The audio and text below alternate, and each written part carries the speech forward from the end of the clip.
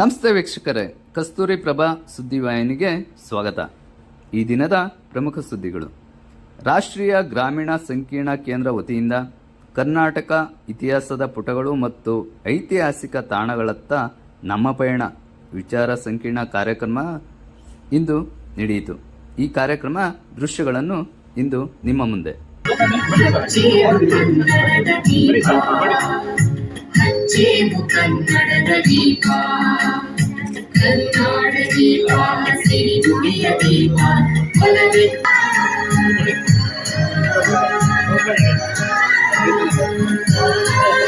ನಾವು ಕುತ್ಕೊಂಡೆ ತಗೊಂಬೋದು, ಪರವಾಗಿಲ್ಲ ಸರ್. ನಾವು ಕುತ್ಕೊಂಡೆ ಇದು ಕಾರ್ಯಕ್ರಮದಲ್ಲಿ ಭಾಗಿಯಾಗಿರ್ತಕ್ಕಂಥ ಎಲ್ಲ ಅತಿಥಿ ಮಹೋದಯರಿಗೂ ವಂದನೆ, ಅಭಿನಂದನೆಗಳು. ಎಲ್ಲರಿಗೂ ಸುಸ್ವಾಗತ. ಪ್ರೊಫೆಸರ್ ಚಂದ್ರಶೇಖರ್, ವಿಶ್ರಾಂತ ಸಮಕುಲಪತಿಗಳು, ಕರ್ನಾಟಕ ಕೇಂದ್ರೀಯ ವಿಶ್ವವಿದ್ಯಾಲಯ ಕಲಬುರಗಿ, ಇವರಿಗೆ ನಿಮ್ಮೆಲ್ಲರ ಪರವಾಗಿ ಸುಸ್ವಾಗತವನ್ನು ಬಯಸ್ತಾ ಇದ್ದೇವೆ. ಆರ್ ಶಿವಕುಮಾರ್, ಮಾಜಿ ಅಧ್ಯಕ್ಷರು, ಕರ್ನಾಟಕ ವಾಣಿಜ್ಯ ಮತ್ತು ಕೈಗಾರಿಕಾ ಮಹಾಸಂಸ್ಥೆ, ನಿರ್ದೇಶಕರು, ಸ್ಕೂಲ್ ಆಫ್ ಸೈನ್ಸಸ್ ಮತ್ತು IQAC, ನಿಮ್ಮ ಪರವಾಗಿ ಸ್ವಾಗತವನ್ನು ಬಯಸ್ತಾ ಇದ್ದೇವೆ. ಶ್ರೀಧರ್ GK ಶೆಟ್ಟಿ, ಅಧ್ಯಕ್ಷರು, ಕರ್ನಾಟಕ ರಾಜ್ಯ ಹೋಟೆಲ್ಗಳ ಸಂಘ, ಸ್ವಾಗತವನ್ನು ಬಯಸ್ತಾ ಇದ್ದೇವೆ. ಡಾಕ್ಟರ್ SK ಅರುಣಿ, ನಿರ್ದೇಶಕರು, ದಕ್ಷಿಣ ಪ್ರಾದೇಶಿಕ ಕೇಂದ್ರ, ಭಾರತೀಯ ಇತಿಹಾಸ ಅನುಸಂಧಾನ ಪರಿಷತ್, ಬೆಂಗಳೂರು, ಇವರಿಗೂ ಸಹ ನಿಮ್ಮೆಲ್ಲರ ಪರವಾಗಿ ಆತ್ಮೀಯ ಸ್ವಾಗತವನ್ನು ಬಯಸ್ತಾ ಇದ್ದೇವೆ. ಶ್ರೀ SG ಬಿರಾದರ್, ಆಡಳಿತಾಧಿಕಾರಿಗಳು, GSS ಮಹಾವಿದ್ಯಾಪೀಠ ಧಾರವಾಡ, ಇವರಿಗೂ ಸಹ ನಿಮ್ಮೆಲ್ಲರ ಪರವಾಗಿ ಆತ್ಮೀಯ ಸ್ವಾಗತವನ್ನು ಬಯಸ್ತಾ ಇದ್ದೇವೆ. ವಿಕಾಸ್ ಕೇಂದ್ರ ಉಪಾಧ್ಯಕ್ಷರಾದಂತಹ TN ಪ್ರವೀಣ್ ಕುಮಾರ್ ಅವರಿಗೆ ನಿಮ್ಮೆಲ್ಲರ ಪರವಾಗಿ ಆತ್ಮೀಯ ಸ್ವಾಗತವನ್ನು ಬಯಸ್ತಾ ಇದ್ದೇವೆ. ಅತಿಥಿಗಳಿಗೆ ಹಾಗೆ ವಿಷಯವನ್ನ ಮಂಡಿಸಲು ಬಂದಿರತಕ್ಕಂಥ ವಿಶೇಷ ಸಂಪನ್ಮೂಲ ವ್ಯಕ್ತಿಗಳಿಗೂ ತಮ್ಮೆಲ್ಲರಿಗೂ ಮತ್ತೊಮ್ಮೆ ಮುಗಿದೊಮ್ಮೆ ರಾಷ್ಟ್ರೀಯ ಗ್ರಾಮೀಣ ವಿಕಾಸ ಕೇಂದ್ರದ ವತಿಯಿಂದ ವೈಯಕ್ತಿಕವಾಗಿ ತುಂಬು ಹೃದಯದಿಂದ ಆತ್ಮೀಯವಾಗಿರ್ತಕ್ಕಂಥ ಸ್ವಾಗತ ಸುಸ್ವಾಗತವನ್ನ ಬಯಸ್ತಾ ಇದ್ದೀನಿ.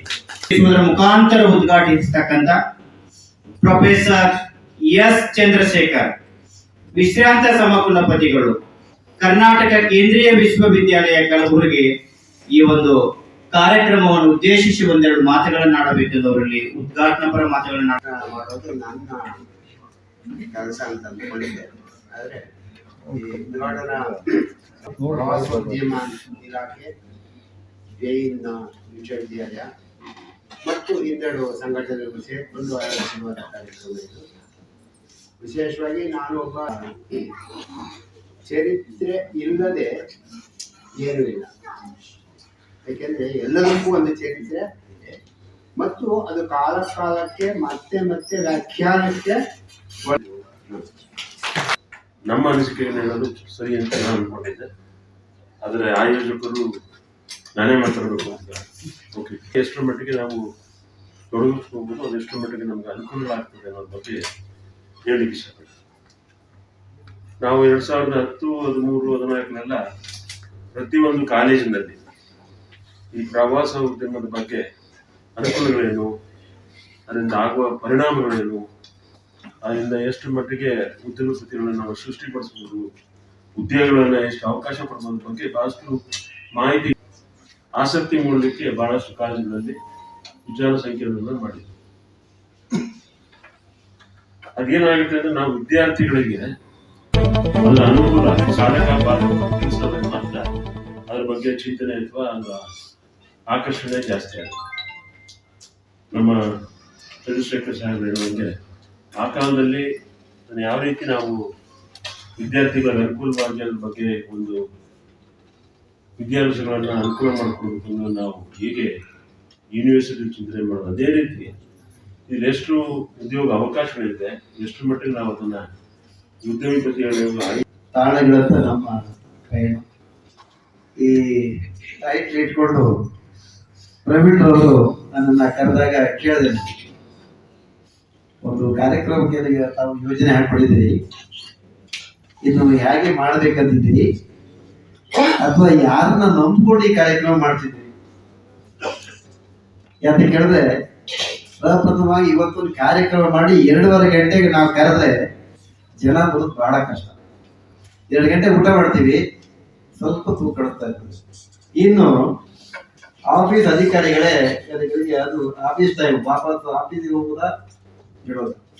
ನಮ್ಮಂಥವರಿಗೆ 5 ಗಂಟೆ ಮೇಲೆ ಅಥವಾ ನಾನು ವೈಯಕ್ತಿಕವಾಗಿ ಬೆಳಗ್ಗೆಯಿಂದ 4 ಗಂಟೆ ತನಕ ನನ್ನ ಉದ್ಯಮದ ಕೆಲಸ, 4ರಿಂದ 7 ಗಂಟೆ ತನಕ ಈ ಸಂಘ ಸಂಸ್ಥೆಯ ಕೆಲಸ ನಿಂತ್ಕೊಂಡಿದ್ದೇನೆ.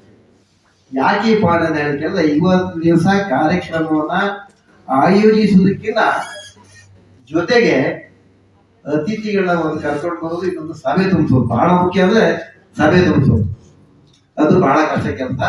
ಅದರಲ್ಲಿ ಪ್ರವೀಣ್ ಅವ್ರ ತಂಡ ಯಶಸ್ವಿಯಾಗಿದ್ದಾರೆ. ಇತಿ ಮತ್ತೆ ಹಾಸ, ಇತಿಹಾಸ ಅಂತ ನಮ್ಗೆ ಹೇಗೆ ಏನಂತ ಗೊತ್ತು, ಹೀಗೆ ಇತ್ತು ಅನ್ನೋದು ಇತಿಹಾಸ ಅಂತ ಅದೆಲ್ಲ ಗೂಗಲ್ ಇದೆ ನೋಡಿ. ನಾನೊಬ್ಬ ಭಾಷಣಕಾರ ಅಲ್ಲ ಅಥವಾ ಇತಿಹಾಸಕಾರ ಅಲ್ಲ. ಈ ಒಂದು ಕಾರ್ಯಕ್ರಮ ಮುಖ್ಯ ಆಸಕ್ತಿ. ಇಲ್ಲಿ ಖ್ಯಾತ ಇತಿಹಾಸಜ್ಞರಿದ್ದಾರೆ, ನನಗೆ ಅದು ಗೊತ್ತು. ಮತ್ತೆ ತಮ್ಮೆಲ್ಲರಿಗೂ ಕೂಡ ಅವ್ರನ್ನ ಪರಿಚಯಿಸಬೇಕು ಅನ್ನೋದು ನನ್ನ ಒಂದು ಮುಖ್ಯ ಉದ್ದೇಶ. ಕಾರ್ಯಕ್ರಮ ಇಷ್ಟಕ್ಕೆ ಮುಗಿಯೋದಿಲ್ಲ, ಇನ್ನೂ ಆಗಿರೋದು 30% ಕಾರ್ಯಕ್ರಮ ಇದೆ. ನಾವೆಲ್ಲ ಮಾತನಾಡ್ತಾ ಇರ್ತೀವಿ, ಅದು ಆಗೋದಿಲ್ಲ ಅಂತ ಅನ್ಕೊಂಬೇಡಿ. ಇನ್ನು ಬಹಳಷ್ಟು ಇತಿಹಾಸಜ್ಞರು ಇದಾರಲ್ಲ, ಈ 4 ಜನ ಇತಿಹಾಸಜ್ಞರು ಇದ್ದಾರೆ ಇಲ್ಲಿ. ಅದು ಶ್ರೀನಿವಾಸ್ ಸರ್ ಆಗಿರ್ಬೋದು, ಹಂಗೋ ರಾಜೇಶ್ ಸರ್ ಇರ್ಬೋದು, ನಮ್ಮ ಅರುಣೇಶ್ ಸರ್, ಇನ್ನು ಚಂದ್ರಶೇಖರ್ ಸರ್ ಅಂತ ಬಿಟ್ರೆ ಇನ್ನು ಒಂದು ದಿನ ಇಲ್ಲೇ ಕುತ್ಕೊಂಡಿಸ್ತಾರೆ ನಿಮ್ಮನ್ನ. ಆ ತರ ಇದೆ. ಬಟ್ ಇಲ್ಲಿ ತಾವು ಬಹಳಷ್ಟು ತಿಳ್ಕೊಳ್ತೀರ, ಅದಂತೂ ಸತ್ಯ. ಮತ್ತೆ ಇನ್ನೊಂದು, ನಾನು ಏನು ಇತಿಹಾಸ, ಕರ್ನಾಟಕ ಇತಿಹಾಸದ ಪುಟಗಳು ಮತ್ತು ಐತಿಹಾಸಿಕ ತಾಣಗಳಂತ ನಮ್ಮ ಪಯಣ ಅನ್ಕೊಂಡೆ ಇದೊಂದು ಬಹಳಷ್ಟು ಇತಿಹಾಸ ಎಲ್ಲರೂ ತಿಳ್ಕೊಳ್ತಾರೆ ಅಂತ ನಾನಷ್ಟು ಬಹಳಷ್ಟು ಒಂದು ಯೋಚನೆಯನ್ನು ಮಾಡ್ಕೊಂಡೆ. ಬಹಳ ಚೆನ್ನಾಗಿ ಬರ್ತಾರೆ ಇದಕ್ಕೆ. ಇದೊಂದು ಕಾನ್ಸೆಪ್ಟ್ ಎಲ್ರಿಗೂ ನಮ್ಮ ಕರ್ನಾಟಕದ ಇತಿಹಾಸ ಅಂದ್ರೆ ಬಹಳಷ್ಟು ಆಸಕ್ತಿ ಇರುತ್ತೆ ಅಂತ ನಾನು ಬಹಳಷ್ಟು ಅನ್ಕೊಂಡೆ. ಯಾವಾಗ ಈ ಕಾರ್ಯಕ್ರಮ ಮಾಡ್ಬೇಕಂತ ಅನ್ಕೊಳ್ತಾ ಸಾಕ್ತಾ ಇತ್ತು, ಒಂದು ಹಂತದಲ್ಲಿ ಹೇಗಾಗ್ಬಿಡ್ತು ಅಂತ, ಏನಿದು ಯಾಕೆ ಹೀಗಾಗ್ತಾ ಇದೆ ಅಂದ್ರೆ ಜನರ ಒಂದು ರೆಸ್ಪಾನ್ಸ್ ಬರ್ತಾ ಇಲ್ಲ. ನಾನೇನ್ ಅನ್ಕೊಂಡೆ, ನಾಗರಿಕರು ಬಹಳ ಬರ್ತಾರೆ, ಎಲ್ರು ಬರ್ತಾರೆ ಅಂತ ಅನ್ಕೊಂಡೆ. ಕಡಿಮೆ ಆಯ್ತು. ಯಾಕೆ ಅಂದ್ರೆ ಕರ್ನಾಟಕದ ಇತಿಹಾಸ ತಿಳ್ಕೊಳಕ್ ಯಾರಿಗೂ ಇಷ್ಟ ಇಲ್ವಾ? ಯಾಕಂದ್ರೆ ಇಲ್ಲಿರೋ ಇತಿಹಾಸಜ್ಞರು ಇದಾರಲ್ಲ, ಅವರು ಬಹಳಷ್ಟು ಉತ್ತಮ ಇತಿಹಾಸಜ್ಞರು. ಅವರ ಹತ್ರ ಇರುವಂತ ಜ್ಞಾನ ಎಲ್ರಿಗೂ ತಿಳಿಬೇಕು ಅನ್ನೋದು ನನ್ನ ಮುಖ್ಯ ಉದ್ದೇಶ. ಜನರಿಗೆ ಆಸಕ್ತಿನೇ ಇಲ್ಲ. ಯಾಕೆ? ಎಲ್ಲರೂ ಕೇಳಿದ್ರೆ ನಾನು ಅಲ್ಲಿ ಹೋಗ್ಬೇಕು, ಇಲ್ಲಿ ಹೋಗ್ಬೇಕು. ಏನು ವರ್ಷದ ಎಲ್ಲಾ ದಿನ ನೀವು ಹೋಗ್ತಾ ಇರ್ತೀರಾ? ನಮ್ಮ ಕರ್ನಾಟಕದ ಬಗ್ಗೆ ತಿಳ್ಕೊಳ್ಳುವಂತ ಆಸಕ್ತಿ ನಿಮ್ಮಲ್ಲಿ ಇಲ್ವಾ? ಮತ್ತೆ ನಾನು ಓಡಾಡಿರ್ತಕ್ಕಂಥ ಪುರಾತನ ಒಂದು ಸ್ಥಳಗಳು, ಕೋಟೆಗಳಾಗಿರ್ಬೋದು, ಸ್ಮಾರಕಗಳಾಗಿರ್ಬೋದು, ದೇವಸ್ಥಾನಗಳು ಭಾನುವಾರದ ಹೊತ್ತು ತೆಗ್ದಿರಲ್ಲ. ಅಂದ್ರೆ ತೆಗ್ದಿದ್ರು ಕೂಡ ಜನ ಇಲ್ಲ. ಅಲ್ಲಿರತಕ್ಕಂಥ ವಾಸ್ತುಶಿಲ್ಪವನ್ನ ಯಾವುದೇ ಒಬ್ಬ ಈಗಿನ ಯಾರು ನೀವು ಹೇಳ್ತೀರಾ ಆರ್ಕಿಟೆಕ್ಚರ್ ಅಂತ ಹೇಳ್ತೀರಾ, ಇಟ್ ಕ್ಯಾನ್ ನಾಟ್ ಕ್ರಿಯೇಟ್. ಅದನ್ನ ತಿಳ್ಕೊಳ್ಳಿ ಎಲ್ಲರೂ ಕೂಡ. ಅದಕ್ಕೆ ನಾನು ಹೇಳ್ತೀನಿ, ಒಂದು ಮನೆಯಲ್ಲಿ ಒಂದು ಗೋಡೆಯನ್ನ ನೀವು ಒಂದು ಮಗು ಒಂದು ಕಲೆ ಮಾಡ್ಬಿಟ್ರೆ, ಅಯ್ಯೋ ವರ್ಷವೆಲ್ಲ ಹೇಳ್ತೀರಾ ಮಗು ಒಂದು ಕಲೆ ಮಾಡ್ತು, ಮಗು ಒಂದು ಕಲೆ ಹಾಕ್ತು ಅಂತ. ಆದ್ರೆ ಸಾವಿರಾರು ವರ್ಷಗಳ ಹಿಂದೆ, 100 ವರ್ಷಗಳ ಹಿಂದೆ ಕಟ್ಟಿರ್ತಕ್ಕಂಥ ಆ ಒಂದು ಸ್ಮಾರಕಗಳನ್ನ ನೀವು ಕಾಪಾಡಕ್ ಆಗಲ್ವಲ್ಲ. ಒಂದು ತಿಳ್ಕೊಳ್ಳಿ, ಈಗಿನ ಒಂದು ಜನರೇಷನ್ ನಾವು ಉಳಿಸ್ಕೊಳ್ಳಿಲ್ಲ ಅಂದ್ರೆ ನಿನ್ ಯಾವತ್ತೂ ಕಟ್ಟಕ್ಕಾಗಲ್ಲ.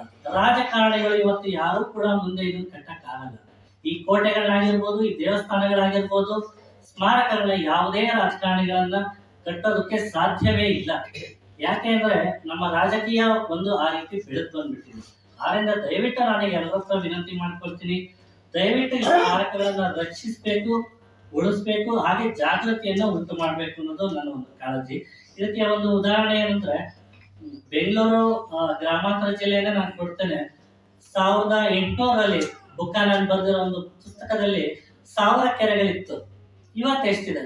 ಬೆಂಗಳೂರು ಗ್ರಾಮಾಂತರ ಜಿಲ್ಲೆಯಲ್ಲಿ 1000 ಕೆರೆಗಳು. ಇವತ್ತು ಎಣಿಸ್ಬೇಕಿದೆ ನಾವು.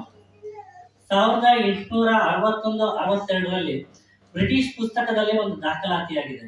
ಏನಂದ್ರೆ, 1 ವರ್ಷದ ಅವಧಿಯಲ್ಲಿ ಅಲ್ಲಾಗಿದ್ದು 2 ಕೊಲೆಗಳು, ಕ್ಷಮಿಸಿ 3 ಕೊಲೆಗಳು ದಾಖಲಾಗಿದ್ದು, 3 ಕೊಲೆಗಳು. ಅಂದ್ರೆ ಬೆಂಗಳೂರು ಗ್ರಾಮಾಂತರ ಜಿಲ್ಲೆಯಲ್ಲಿ, ಅಂದ್ರೆ ಅದರ ಅರ್ಥ 3 ಕೊಲೆಗಳು ವರ್ಷದಲ್ಲಿ ದಾಖಲಾಗಿದೆ ಅಂದ್ರೆ ಉಳಿದ ದಾಳಿಗಳು ಆಗಿದೆ ಅಲ್ಲ ಬೇರೆ ವಿಚಾರ. ಆದ್ರೆ ಈಗ ಅಂದ್ರೆ ಇದರ ಅರ್ಥ ಮನುಷ್ಯನಲ್ಲಿ ನೈತಿಕತೆ ಕಡಿಮೆ ಆಗ್ತಾ ಇದೆ. ಆ ನೈತಿಕತೆ ಹೇಗೆ ನಾವು ಬೆಳೆಸ್ಕೊಳ್ಬೇಕಂದ್ರೆ ನಮ್ಮ ಇತಿಹಾಸವನ್ನು ನಾವು ಓದ್ಬೇಕು.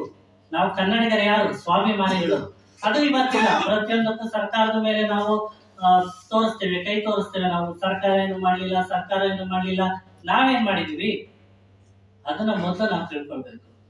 ಅದಕ್ಕೆ ಮೊದಲು ಕೈ ತೋರಿಸೋದನ್ನ ಎಲ್ಲರೂ ಬಿಡಿ, ನಮ್ ಕೆಲಸವನ್ನ ನಾವು ಮಾಡೋಣ. ಮತ್ತೆ ಇನ್ನೊಂದು ಸ್ಮಾರಕಗಳಿಗೆ ಹೋಗ್ತೀವಿ, ನಾವಲ್ಲಿ ಪ್ಲಾಸ್ಟಿಕ್ ಎಸಿಬೇಡಿ. ಯಾರಾದ್ರೂ ಅದನ್ನ ಹಾಳು ಮಾಡ್ತಿದ್ರೆ ದಯವಿಟ್ಟು ಅದನ್ನ ತಡೆಯಿರಿ. ಅಲ್ಲೂ ಅಷ್ಟೇ ಕೂಡ, ಅಲ್ಲಿ ಮಡಿಕೇರಿ ಹತ್ರ ಒಂದು ಅರಮನೆಯಲ್ಲಿ ಕಂಚಿನಲ್ಲಿ ಮಾಡಿದ್ದಾರೆ ಸರಳುಗಳನ್ನ. ಅದನ್ನ ಅದಕ್ಕೆ 500 ವರ್ಷಗಳ ಇತಿಹಾಸ ಇದೆ.